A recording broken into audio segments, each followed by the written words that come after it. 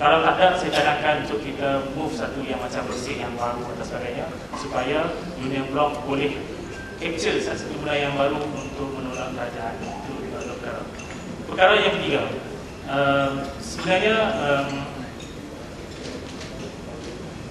pada pandangan saya, sebenarnya Kelantan perlu mengangkat satu fit Kelantan mungkin dalam Malaysia. Saya rasa kalau tidak dalam PAS, supaya orang melihat Islam itu bukan hanya jenama, tetapi Islam itu adalah nilai-nilai macam yang dibawa oleh Tuan Muhammad Aziz. Iaitu kita tak banyak bincang soal jenama-jenama. Kita dalam Islam dan sebagainya, kita bincang soal keadilan, kemanusiaan dan sebagainya. Sebagai dalam maqasid al-hukmu rumah bersama dan ada di sini. Jadi mungkin parti pun mungkin perlu memberikan ruang yang lebih kepada kepentingan Kelantan yang berpengalaman untuk parti, kerana mereka faham wakil sebenar Malaysia dan perlu diberi ruang untuk memimpin pada periode 13 nanti, insyaAllah. Assalamualaikum. Bismillah, alhamdulillah, wassalatu wassalamu ala rasulullah. Yang berbahagia saudara Musi, yang Muhammad, pada Tuan Guru dan semua masyarakat, saudara Ibn Hashim, ya. Kalau kita lihat trend semasa, dulu kalau hanya ada blog, sekarang kita ada Facebook dan Twitter. Oleh kerana itu, ketiga-tiga ini adalah adik-beradik yang komplementari. Kalau blog kurang hit, tetapi Facebook mungkin sampai 1 juta hit, kerana dia lebih aktif, ya, lebih contemporary dan semasa. Jadi mungkin berlaku trend itu ialah kerana adanya peranan Facebook dan Twitter. Dan kalau kita lihat dalam sejarah Pilihan Raya Barack Obama, mereka pergi ke setingkat yang lain, iaitu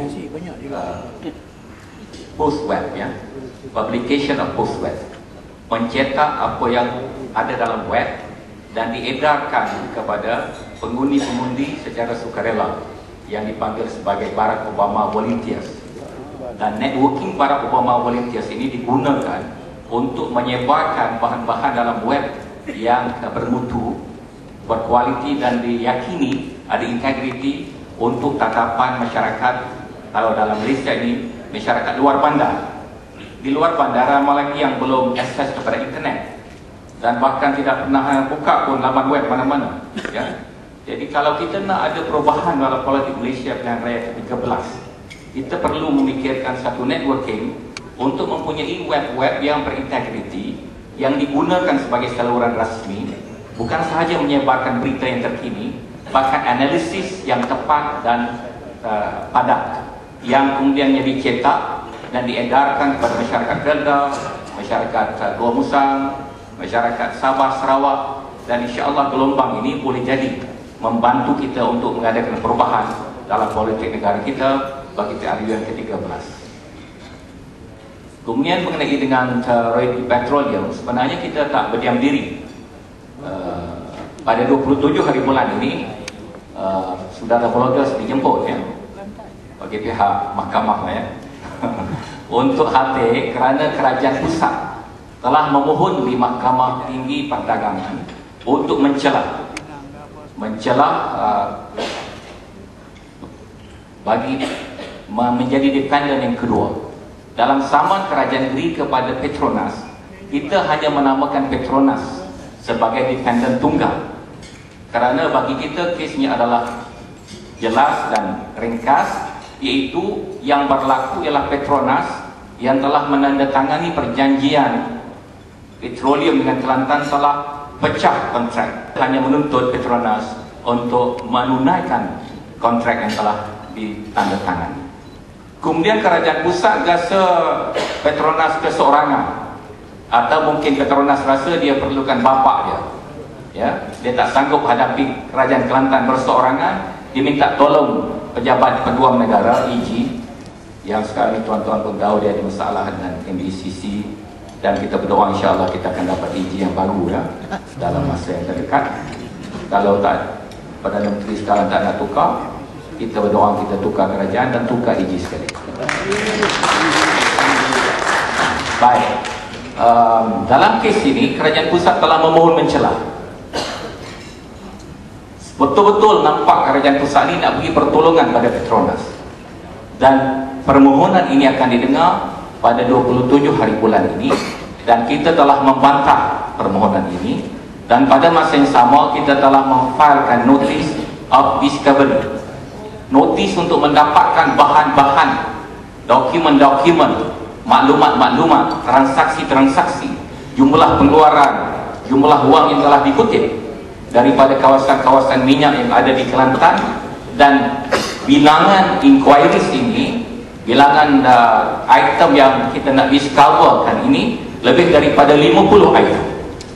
Dan ini adalah proses yang diizinkan oleh mahkamah apabila kita memfilekan saman ini, dan pada masa yang sama insya-Allah kita mengkaji beberapa pendekatan lain yang kita akan umumkan masa ke semasa.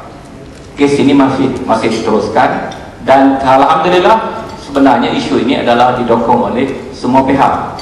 Cuma oleh kerana isu ini agak teknikal, jadi setengah rakan yang lain lebih memberikan kepercayaan kepada saya dan rakan-rakan, termasuk Datuk Taqiyuddin juga ada dalam komiti ini untuk menguruskan isu ini sampai ke peringkat kita mendapat apa yang kita pohon. Kita bukan nak jadikan ini sebagai isu politik semata-mata, tetapi yang lebih penting ialah menjaga amanah rakyat Kelantan. Dan seperti kalau tuan-tuan blogger, saudara blogger hadir pada hari kita memfilekan saman tersebut, Yang Muhammad Tuan Guru telah memberi ucapan ringkas di tangga masjid wilayah persekutuan, dan pada waktu itu rakan-rakan blogger dan wartawan bukan Islam juga hadir. Tapi nasib baik kisah Malaysia mungkin tak teringat nak segan masa itu, wartawan bukan Islam pun naik ke masjid pada hari itu, dan juga blogger-blogger bukan Islam naik ke masjid.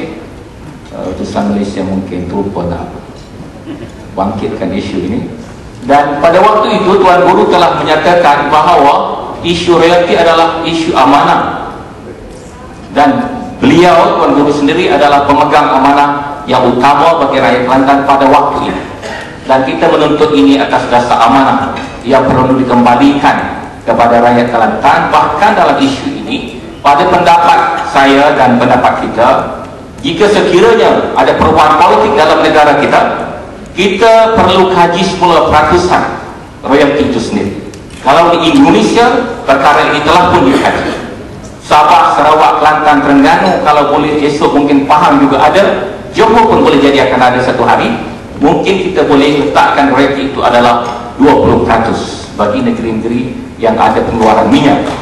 Dan saya rasa ini satu daripada perkara yang saudara blogger boleh kemukakan dalam polemik para bloggers. Dan terakhir, saya rasa soalan dah tak adalah lepas ini. Perdana Presiden Tunisia dah lain keluar negara pada Januari 2011. Saya berharap ini adalah permulaan ketua-ketua kerajaan akan lari daripada negara masing-masing kerana kebangkitan rakyat. Kalau sudah pergi ke Tunisia, satu daripada sebab mengapa rakyat begitu marah ialah kerana orang-orang muda tidak mempunyai peluang pekerjaan. Mereka hanya jadi kutu raya di jalanan kerana kekayaan negara Tunisia telah dikaut oleh elit-elit politik yang berkuasa, menyebabkan rakyat terbanyak menjadi mangsa. Dan hari ini Kuam telah dihapuskan, harga minyak naik, harga gula naik, minyak masak tak ada, harga gas naik, seluruh kos hidup naik, bawang naik RM9 1 kilo bawang putih. Nak goreng mie, goreng nasi goreng, semua telah naik. Kesedaran seperti ini adalah bahan-bahan yang begitu banyak untuk saudara-saudara bangkitkan dalam blog saudara-saudara. Dan kita, saya rasa konsensus kita pada hari ini ialah negara kita pada waktu ini memerlukan perubahan untuk kebaikan kita bersama. Sekian, Assalamualaikum warahmatullahi wabarakatuh.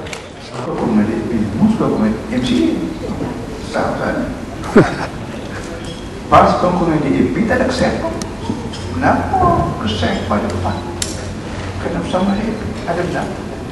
Tapi UMNO kongkongan MCA ada kesehatan.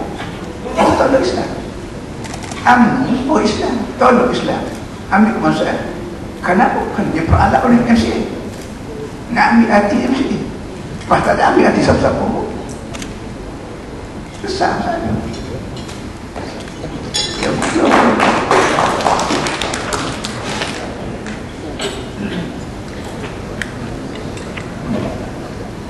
Assalamualaikum. Saya adalah penghuni.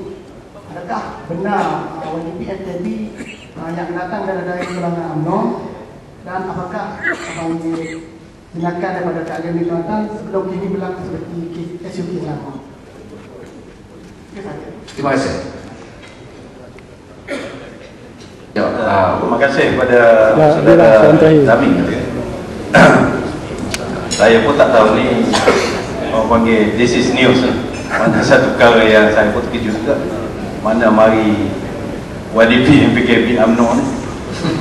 YDP Majlis Perbadaran Kota Baru Bandaran Islam bermula daripada beberapa tahun yang lalu adalah dilantik dari kalangan pegawai takbir negeri Kelantan.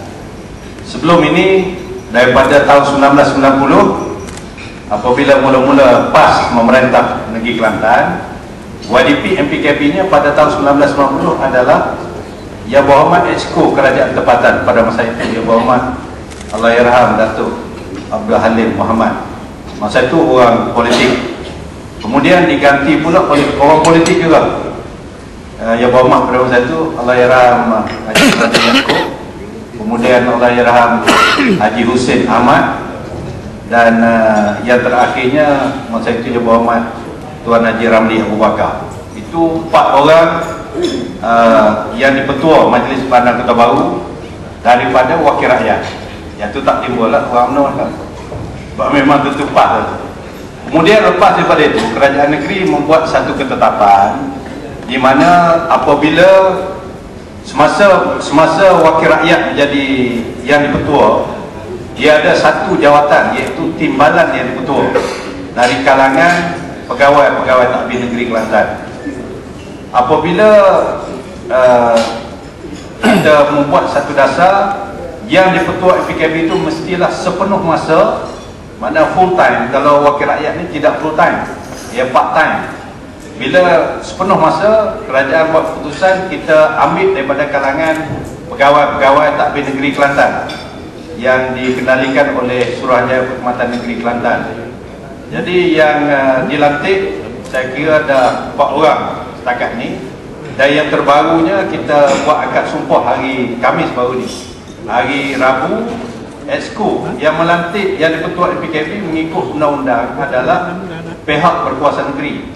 Makna Tok Guru lah. Untuk maklumat tuan-tuan, yang mencadangkan di dalam Exco supaya sekarang ni nama dia Haji Nazran Muhammad yang dilantik menjadi yang dipetua MPKB itu dicadangkan oleh Menteri Besar, disokong oleh semua Exco, maka dia dilantik di dalam dan oleh mesyuarat Majlis Mesyuarat Kerajaan, mesyuarat Exco.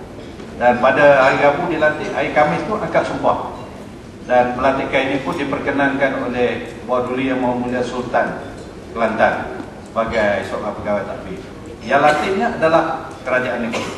Jadi kalau saudara nak kata, saya tak tahulah dia punya background politik tu, tapi tak nampak lah dia terlibat dalam politik tu. Nak kata UMNO ke tak tahulah, wallahualam.